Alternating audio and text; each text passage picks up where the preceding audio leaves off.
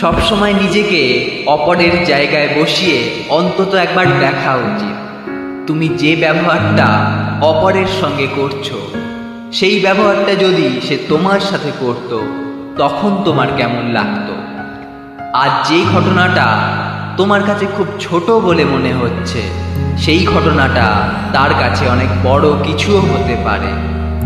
উদাহরণস্বরূপ বলা যেতেই পারে, তুমি একটা মশা বা মাছিকে মারতে চেষ্টা করলে, সে কোনো রকমে পালিয়ে গেল।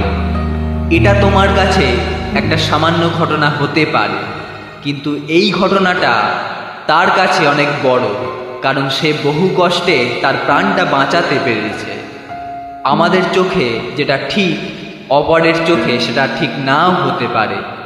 নিজেকে নিজের জায়গায় রাখলে তোমার নিজেকে সঠিক এবং অপরকে ভুল মনে হবে সবসময়।